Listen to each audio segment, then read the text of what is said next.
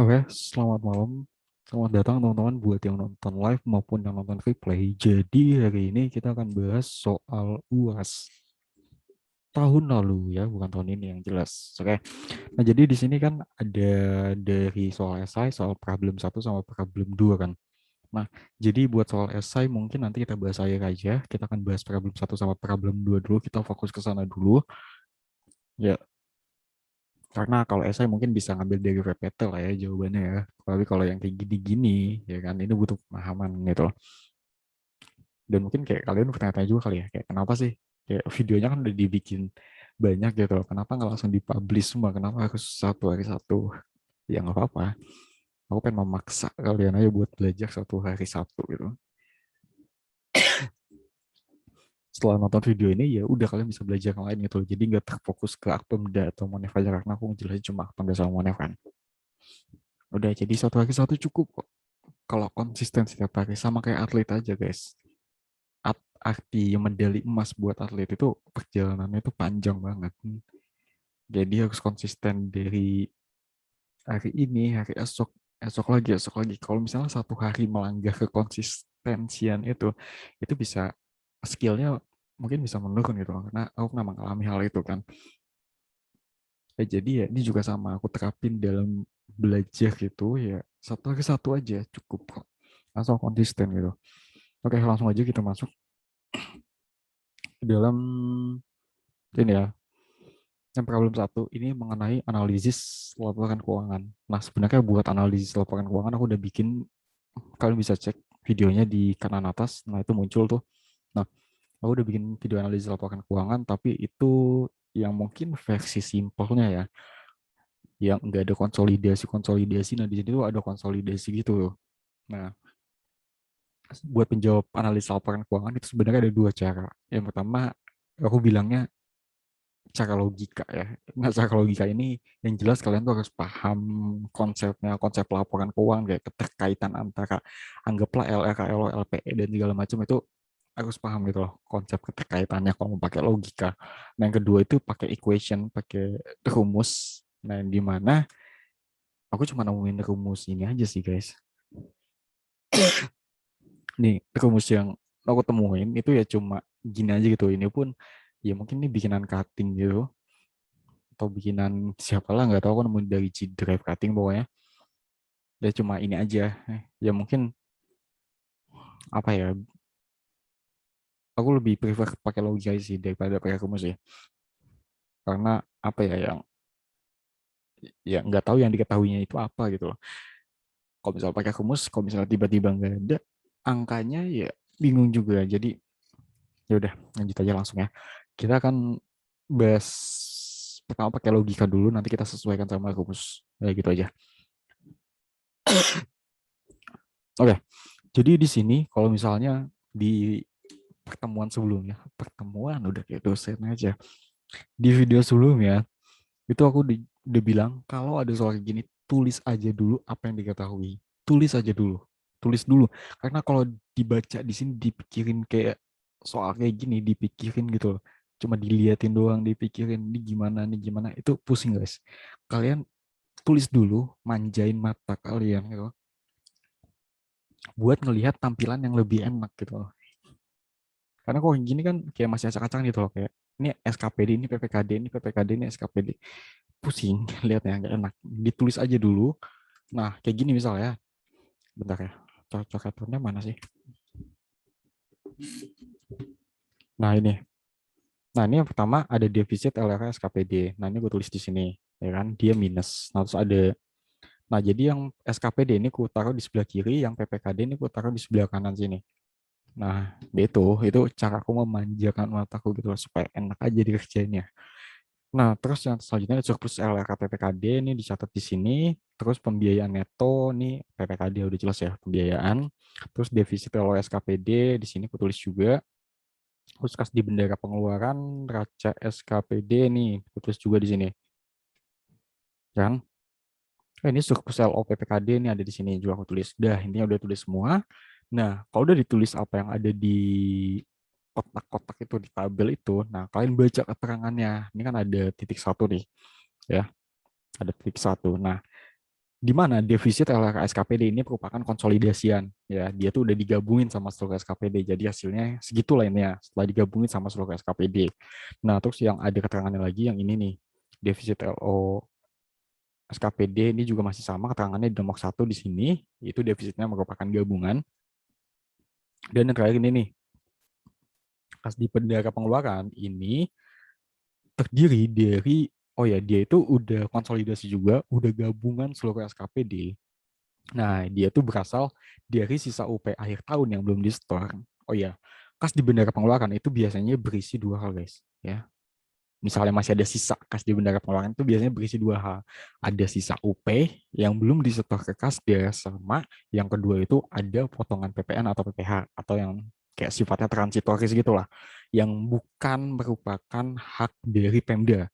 Ya, potongan PPH atau PPN itu kita pungut, iya kita pungut, tapi itu nggak bisa kita akuin sebagai realisasi pendapatan dari Pemda, baik di SKPD maupun PPKD. Nggak bisa, karena yang potongan PPH atau PPN itu sifatnya ya kayak cuma numpang lewat aja di kita. Tugas kita itu bisa mungut, tapi nanti kita setor lagi kemana? Ke pusat. Itu jadi apa ya? Jadi penerimaan, jadi realisasi pendapatannya pusat, bukan realisasi pendapatannya Pemda. Oke, kita cuma sebatas mungut, udah sebatas itu. Nah, di sini ya diketahui kas di bendera pengeluarannya itu berasal dari sisa UP akhir tahun yang belum disetor ke rekening kas dia sebesar 88.500. Nah, ini tulisnya ada info kayak gini lagi nih. Nih, aku tulisnya. Aku kasih keterangan tuh, aku kasih strip biar membedakan bahwa ini bagian dari kas bendera pengeluaran. Intinya manjain aja matanya, manjain dulu matanya. Nah, ini sebesar 88.500 dan sisanya merupakan uang potongan PPH atau PPN yang belum disetor ke kas negara. Nah, sisanya sebesar 42 juta. Ya, jadi 130 dikurangi 88.500 kan. Nah, jadi 42 juta. Nah, 130 juta 500 ini itu terdiri dari dua ini. Ada sisa UP sama utang PPH atau PPN. Yang di mana sisa UP itu merupakan hak Pemda kan. Ya kan? Karena karena si SKPD itu dapat uang juga dari PPKD gitu. Uang itu ya uangnya Pemda, uang SKPD sama uang PPKD itu tuh uangnya Pemda, ya kan? Makanya sisa UP ini itu merupakan hak Pemda. Nah, terus yang kedua di sini ada utang PPH PPN. Ini udah aku jelasin tadi, ini bukan merupakan hak Pemda. Pemda boleh memungut ini, boleh, tapi tidak bisa diakuin sebagai realisasi pendapatan. Ini haknya pemerintah pusat. Oke, sebagai realisasi pendapatannya pemerintah pusat. Nah, udah nih, udah kita tulis. Oke ya, kita lupain soal ini, kita langsung ke Excel-nya aja. Intinya, yang pertama kita diminta saldo KPPKD, terus yang kedua diminta silpa. Ya, oke, kita baca dulu, kita baca dulu. Yang diminta apa ya? Nih, baca deh yang diminta apa. Yang pertama itu kita diminta eh, saldo ORK-SKPD yang diminta saldo RK-SKPD yang dimana saldo RK-SKPD itu kan sama dengan saldo RKPPKD. Kenapa? Karena ketika konsolidasi ya, ketika konsolidasi itu kan ada eliminasi kan, ya kan? Eliminasi akun-akun transitor, bukan akun-akun resiprokal ya, ya nggak sih? Nah itulah intinya. Ya akun itu meliputi RKSKPD dan RKPPKD. Nanti dia akan saling menghilangkan satu sama lain, akan saling mengeliminasi. Yang kedua, kita diminta buat menghitung silpa akhir tahun 2019. Dan yang ketiga, kita diminta untuk menghitung jumlah total kas ya. Jumlah total kas. Ya udah, nanti kita coba hitung. Ini semuanya tentang konsolidasian. Jadi ini kan ada PPKD, ada SKPD. Nah, di sini yang diminta semuanya konsolidasi ya. Jadi untuk RKSKPD ini enggak konsolidasi sih. Ini intinya tuh sama dengan, nah yang kedua ini silpa konsolidasi, dan yang ketiga saldo kas konsolidasi juga. Oke, kita langsung masuk ke Excel-nya aja. Kita udah tahu kan yang diminta apa aja, jadi langsung aja kita ke Excel nih supaya lebih enak. Oke, nah yang diketahui, ini aku kasih batas dulu deh, bentar deh. Biar enak dilihatnya.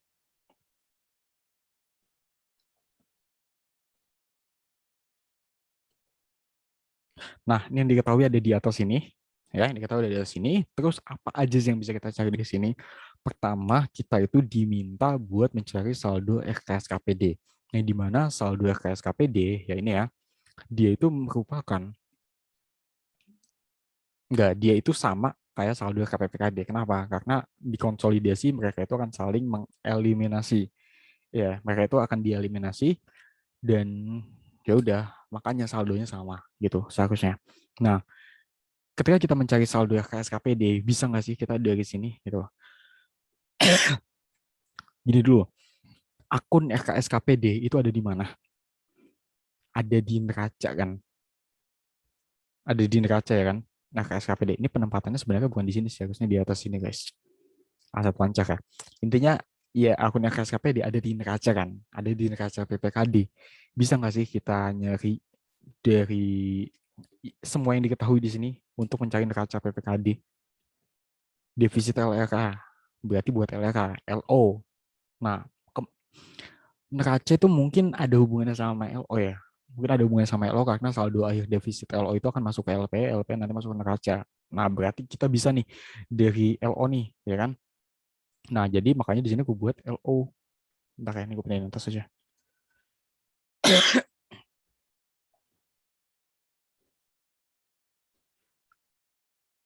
Jadi intinya dari angka-angka yang ada di sini, ini bisa dijadiin apa aja. Bikin dulu aja, nggak apa-apa. Mau dibikin LO, konsolidasi, mau dibikin LK, konsolidasi, udah bikin dulu aja intinya. Nanti apa yang bisa ditemuin di sana ya udah, itulah. Mungkin bisa jadi suatu petunjuk tambahan gitu loh. Nah, pertama, kita nggak usah kayak LO dulu deh, kita kayak LK dulu nih. Nah, ini ada LKS KPD, ada LK PPKD, ya kan? Atau kita mau bahas urut aja kali ya?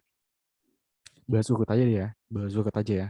Tapi saranku ya kalau misalnya ada soal kayak gini, itu ya kalian bikin dulu aja, bikin kalau misalnya mau secara logika ya bikin dulu aja apa yang bisa dibikin sih dari sini sih, entah LRK, entah LO, LPA atau neraca gitu.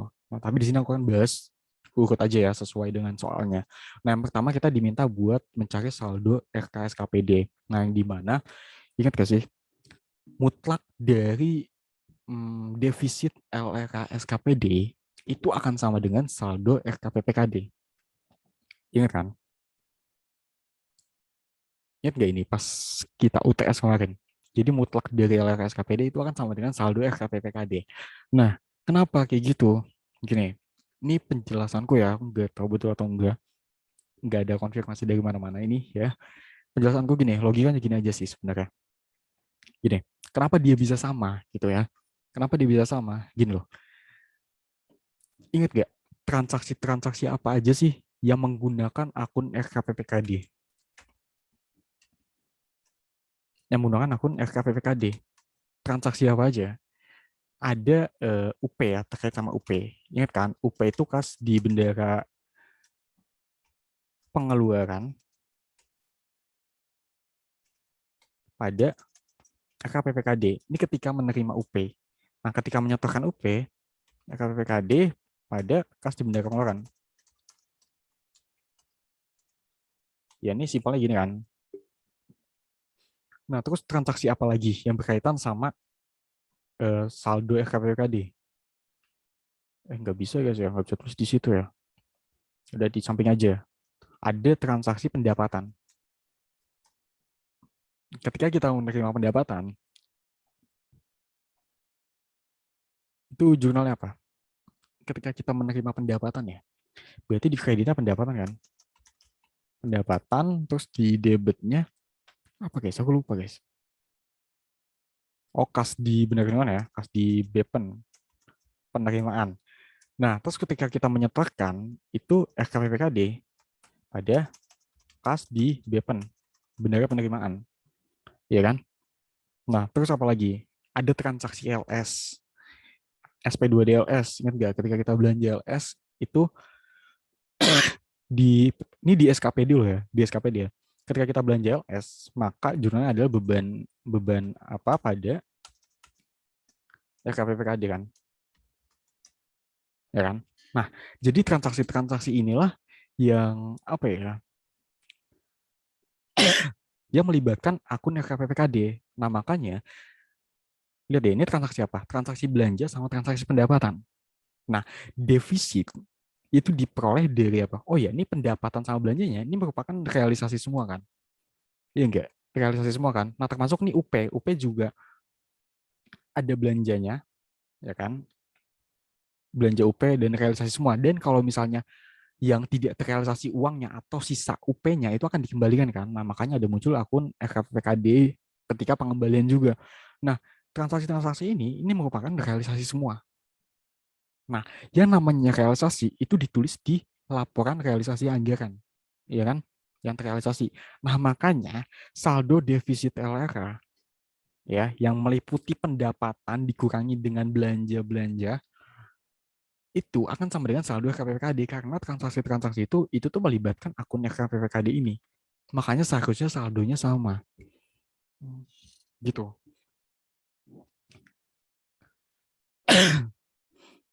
Oke, aman ya. Nah, jadi di sini itu sedikit penjelasannya mengenai kenapa dia bisa, kenapa persamaannya itu sama. Ya logikanya gitu. Nah, terus yang pertama di sini berarti kita tulis dulu nih defisit LRSKPD-nya berapa. Di sini diketahui kan 470 500. Nah, bentar ya, kita pakai warna biru. Nah, ini kita tulis dulu saldo defisitnya berapa. Di sini diketahui 47500. Ya udah kita tulis di sini. Mutlak kan? Di sini mutlak kan? Ya kenapa mutlak ya? Hmm, karena apa ya? Kenapa mutlak? Oh paham, karena kayaknya ya nggak tahu deh guys, nggak tahu kenapa. Tapi ya intinya dari persamaan apa ya, dari soal-soal yang gue kerjain, yang aku pahamin seperti itu gitu lah. Ya mutlak LRKSKPD sama dengan saldo KPPKD. Ini defisitnya dimutlakin, ya defisit LRKSKPD. Nah, nah ada dua hal yang bikin mereka ini nggak sama gitu. Ada dua hal yang bikin defisit LRKSKPD tidak sama dengan saldo KPPKD.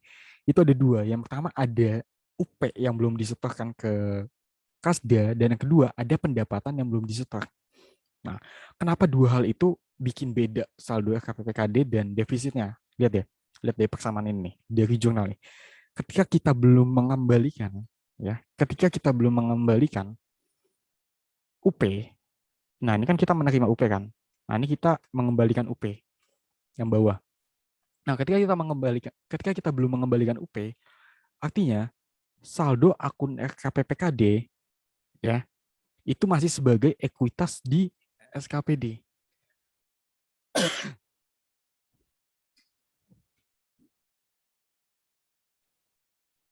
Belum ada di debit nih. Nah, terus kenapa pendapatan yang belum di store itu juga memengaruhi perbedaan saldo RKPPKD dengan defisit LK. Nah, karena ketika pendapatan belum di store, nah, belum muncul akun RKPPKD, belum muncul. Lihat deh, dia baru muncul ketika disetorkan. Nah, makanya kedua hal itulah yang bikin saldo RKPPKD sama defisit LK SKPD dimutlakin itu saldo yang nggak sama gitu loh. Jadi saldonya apa ya? Ya ada pendapatan yang belum disetor, ada sisa OP ya, berarti saldo RKPKD-nya akan lebih kecil kan, seharusnya kan, daripada defisitnya. Nah, maka dari itu di sini defisitnya ditambah sama saldo UP, ya kan, karena dua hal itu tadi kan yang bikin mereka nggak sama kan. Nah, ditambah saldo UP nanti kita ketemu nih saldo RKPPKD-nya berapa. Nah, jadi saldo RKPPKD-nya itu seharusnya 470 588 500 gitu loh. Iya, gini betul. Ya, betul kok. Betul kok, nggak salah kok. Nah, kalau misalnya nanti ada apa ya, ada kas di bendara penerimaan, kalian tambah juga di sini kas di bendara penerimaannya berapa, nanti ditambah defisitnya dimutlakin, ditambah sisa UP, ditambah kas di bendara penerimaannya. Nah, kalau misalnya ada utang PPh PPN itu nggak perlu dimasukin di sini karena utang PPh atau PPN itu bukan merupakan hak dari Pemda. Nanti dapat ya kan saldo KPPKD itu kan akan sama dengan dari saldo SKPD. SKPD ya udah nanti hasilnya akan sama. Nah, itu secara logika. Nah, terus kita lihat pakai equation, pakai rumus di sini. Kita lihat pakai persamaan. Nah, lihat ya. Ya, yang pertama nih saldo RKPKD akan sama dengan saldo RKSKPD. Nah, yang kedua di sini yang di mana saldo RKSKPD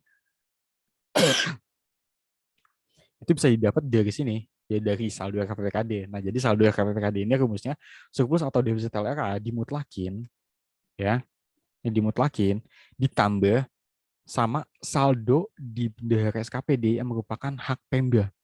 Nah, yang merupakan hak Pemda tuh yaitu tadi ada pendapatan yang belum disetor ke Kasda. Pendapatan ya, pendapatan yang belum disetor ke Kasda. Sama ada sisa UP. Karena UP itu kan uangnya Pemda kan, uangnya Pemda kan. Jadi harus dibalikin kalau misalnya ya karena uang yang ada di SKPD pun itu uang Pemda gitu loh. Sebenarnya prinsipnya ya karena belum dibalikin aja makanya mempengaruhi saldo ke SKPD. Nah, dua hal itu yang bikin beda antara RKPPKD dengan defisit LRA SKPD.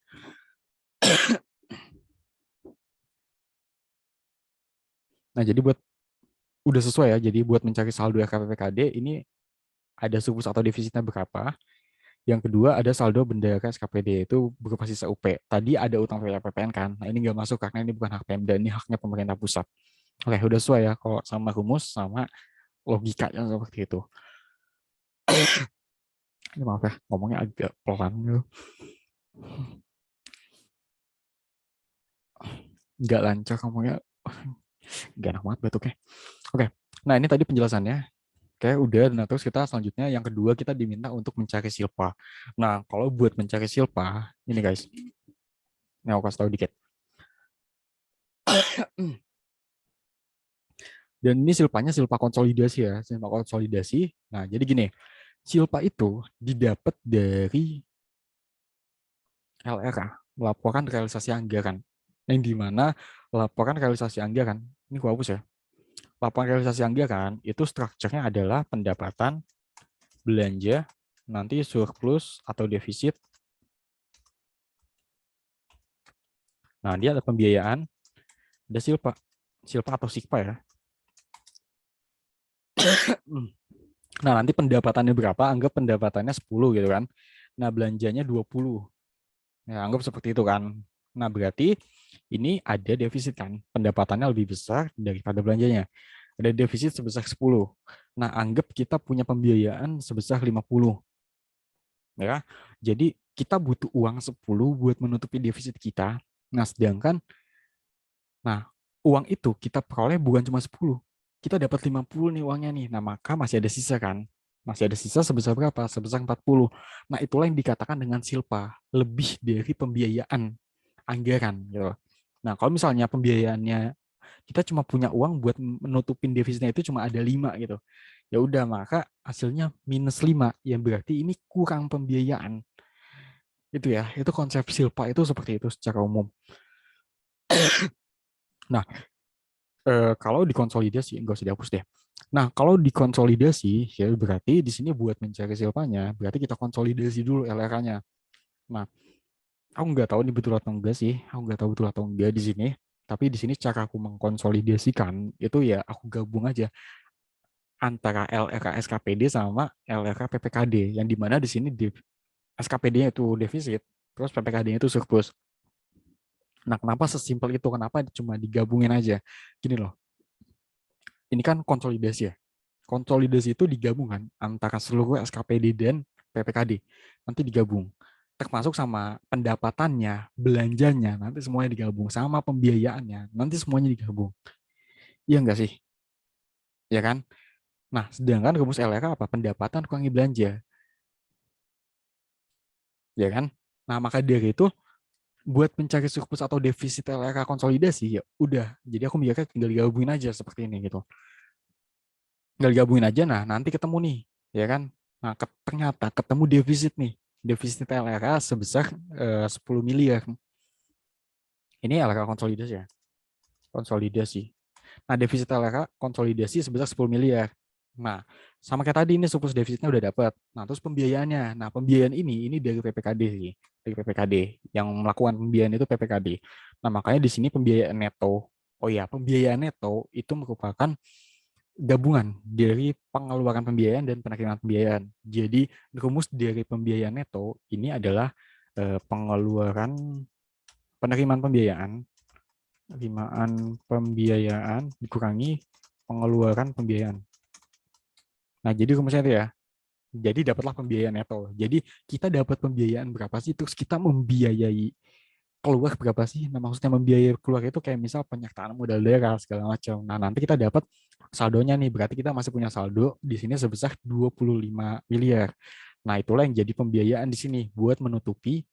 Nah, itulah yang jadi pembiayaan di sini buat menutupi si defisitnya ini yang sebesar 10 miliar. Nah, sehingga kita masih punya sisa uang sebesar 15 miliar 600. Nah, itulah yang dikatakan dengan silpa. Karena uang untuk membiayai, untuk menutupi defisitnya itu lebih. Makanya, apa sih kepanjangan silpa? Lupa loh. Intinya lebih pembiayaan anggaran kan. Kalau misalnya uang untuk menutupi defisitnya ini kurang, nah itu yang dikatakan dengan silpa, kurang pembiayaan anggaran. Jadi konsep silpa itu seperti itu. Nah, terus yang selanjutnya, kita diminta untuk mencari, ini guys, bentar ya.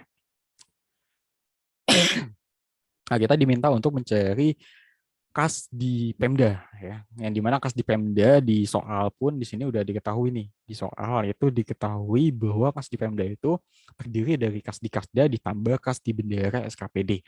Nah, oh iya yang ini pakai pakai rumusnya ya. Pakai rumusnya gimana ya? Ada nggak rumusnya di sini guys? Aku nggak tahu sih. Silpa Pemda ya. Nah, ini nih. Nih Silpa Pemda nih. Bukan Silpa. Oh iya, ini kita diminta Silpa ya. Silpa Pemda. Jumlah kas di Pemda dikurangi utang PFK. Jumlah kas di Pemda-nya kita nggak tahu, justru kita diminta buat nyari kan yang C kan. Kayaknya nggak bisa deh guys buat nyari silpa Pemda deh. Silpa Pemda itu silpa PKD dikurangi RKSKPD. Kita nggak punya silpa PPKD juga. Surplus LRK konsolidasian. Mungkin bisa pakai ini kali ya. Coba deh silpa Pemda. Enggak, kita nggak bisa. Nah itu ya. Jadi apa guys ya? Rumus itu nggak bisa sepenuhnya dipakai. Kalau dari aku lihat ya tadi itu nggak bisa sih, tapi nggak tahu. Aku nggak begitu paham tentang rumusnya sebenarnya. Aku lebih paham kayak ya cara-cara logika kayak gini. Nah itu ya, jadi ya takutnya di rumusnya nggak ada gitu ya, lebih baik paham logikanya, paham kayak keterkaitan antar laporan keuangan yang seperti apa. Nah selanjutnya di sini kita diminta yang C ya, kita masuk ke yang C. Yang C di sini kita diminta buat mencari kas di Pemda, yang dimana kas di Pemda itu terdiri kas di Kasda pada sama kas di bendahara ya. Nah, untuk mencari kas di Pemda itu sebenarnya ini pakai persamaan ini bisa, persamaan ini dan kalau kalian mau cek ya, dan emang Silpa Pemda ya, Silpa Pemda awal tahun. Nah, itu seharusnya akan sama dengan saldo kas di Pemda tanpa utang PFK, tanpa transitoris ini nih. Coba kita buktiin ya, kita buktiin di soal yang ini nih ya. Ingat dulu. Saldo Silpa Pemda awal tahun itu akan sama dengan kas di Pemda tanpa utang PFK. Oke, kita buktiin di coba di sini kayaknya ada deh. Ada ini nih. Nah, di sini ya kita pakai yang di soal UAS nih. Kita pakai yang di soal UAS. Kita lihat nih. Kita lihat, benar. Nih kita lihat Silpa awal tahunnya berapa? Nih, segini kan? Silpa awal tahunnya 15.834.500. 15.834.500. Kita tulis dulu, kita tulis dulu. Kita tulis di sini aja lah ya, 15.834.500. Oke, ini udah aku tulis di sini. Nah, terus buat bentar.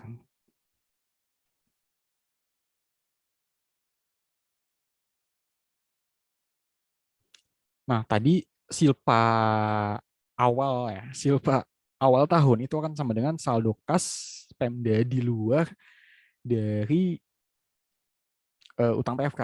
Nah, kita lihat di neraca saldo ya berarti ya buat mengetahui kasnya berapa ya. Harusnya sama sih, tapi nggak tahu guys. Nah, lihat deh. Berarti kas di Kasda ya. Kas di Kasda 15.750. Itu kan kas Pemda kan. 15.750. 15.750, terus ada lagi di sini mana lagi ya? Penyertaan modal nih nggak masuk. Nah, ini RKSKPD, lihat ya. RKSKPD di sini merupakan sisa UP yang belum disetorkan ke Kasda oleh sejumlah SKPD. Nah, ini kan, ini masuk ke dalam kas Pemda juga, ya kan? Yang dimana kalau dari sisi SKPD ini ada di bendera pengeluaran. Nah, ini masuk nih, coba kita tambahin ya, sama 84.500 nih. Ini ditambah 84.500, bentar, 84.500.000. Nah, sama kan? Nah, ini persamaannya. Jadi hasil awal tahun Pemda itu akan sama dengan kas di Pemda di luar dari utang PFK. Ya, utang PFK ini berarti ada di bendera pengeluaran biasanya, yang berupa utang PPH, PPN gitu, terus utang Askes, Taspen, ya yang seperti itulah. Biasanya ada di bendera pengeluaran, kayaknya ya. Kalau salah bilang ya. Nah, berarti kita untuk mencari kas di Pemda, ya tinggal dibalik aja sebenarnya persamaannya. Berarti silpa Pemda ditambah sama utang PFK. Ya kan, nanti akan dapat silpa Pemda. Nah, ini dicoret buat ya. Ini pindah ke kanan sini. Ya kan, persamaan matematika dasar lah. Silpa Pemda tambah utang PFK buat mencari saldo kas di Kasda. Ya, berarti silpa Pemdanya berapa ditambah, enggak, bukan ditambah kas di Kasda. Silpa Pemdanya berapa ditambah sama utang PFK. Nah, utang PFK-nya ini ya, utang PPH PPN 42 juta. Ya udah, tinggal ditambah aja. Tinggal ditambah aja. Jadi dapat 15.600, 15.642 juta ya. Jadi kurang lebih seperti itu. Dan ini aku pakai equation juga sih, sama sih. Itu ngambil dari equation kalau nggak salah. Nah, ini ya, aku pakai persamaan ini. Yang pertama nih. Oke, jadi kurang lebih seperti itu. Ya, ini cuma tambahan-tambahan aja. Kalau mau dirinci gitu, kas di kasdanya berapa, kas di bendera pengeluarannya berapa, gitu. Itu cuma kalau mau dirinci aja. Kas di kasda tambah kas di bendera pengeluaran juga bisa, ini hasilnya sama. Aku tuh ngambil dari situ loh, ya kan? Kas di kasda tambah kas di bendera pengeluaran. Aku ngambil dari situ. Jadi, ya udah seperti itu untuk mengenai analisis laporan keuangan. Nanti next kita akan bahas problem 2-nya, bahkan bahas soal kasusnya, siklus PPKD. Oke, sekian dulu. Sampai jumpa di video selanjutnya.